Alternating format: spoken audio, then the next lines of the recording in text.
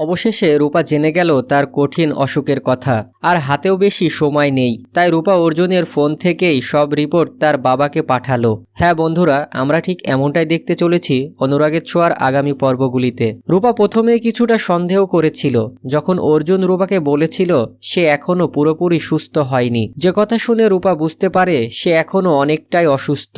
কিন্তু রূপা কাউকে কিছু ধরা দেয় না। তার মায়ের খুশির জন্য অর্জুনের সাথে মজা করে সকলকে হাসানোর চেষ্টা করে। কিন্তু মনে মনে রূপা দুশ্চিন্তা করে সবাই হয়তো রূপার কাছ থেকে কিছু একটা লুকাচ্ছে। তাই রূপা ফোন করে সে সেটা জেনেই ছাড়বে। আর তার জন্যই রূপা চালাকি করে খেলার ছলে অর্জুনের চেয়ারে গিয়ে বসে এবং অর্জুনের সাথে তার মোবাইলটা নিয়ে অর্জুনকে বাহিরে আইসক্রিম আনতে পাঠিয়ে দেয়। রূপা অর্জুনের টেবিলে রূপার ফাইলটা পড়ে থাকতে দেখে, তাই খোকাকে অজুহাত দেখিয়ে বাইরে পাঠিয়ে দেয়।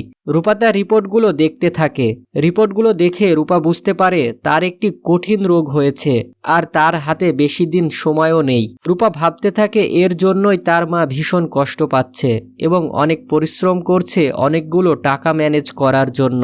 রূপা তখন তার অসুখের কথা তার বাবাকে জানানোর জন্য কল করে, কিন্তু সূর্যের ফোন তো অফ থাকে। তাই রূপা বুদ্ধি করে সব রিপোর্টের ছবি তুলে তার বাবাকে সেন্ড করে রাখে এবং SMS এর মাধ্যমে জানিয়ে রাখে, বাবা আমি ভালো নেই, আমার কঠিন অসুখ হয়েছে আর আমার হাতে বেশি দিন সময়ও নেই, তাই তুমি তাড়াতাড়ি ফিরে এসো বাবা। অন্যদিকে সূর্যও ভীষণ কষ্টের মধ্যে থাকে সবার থেকে দূরে থাকার জন্য।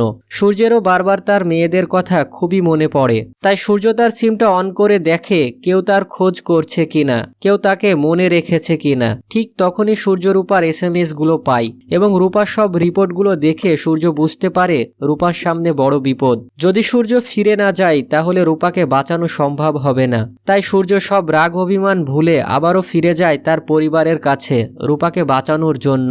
তো বন্ধুরা, রূপা যদি ঠিক এভাবেই SMS এর মাধ্যমে তার রিপোর্টগুলি সূর্যকে দেখিয়ে তার চিকিৎসার জন্য সূর্যকে ফিরিয়ে নিয়ে আনে, তা দেখতে তোমাদের কেমন লাগবে তা অবশ্যই কমেন্টের মাধ্যমে জানিও এবং ভিডিওটি ভালো লাগলে একটি লাইক দিয়ে আমাদের চ্যানেলটি সাবস্ক্রাইব করে রেখো।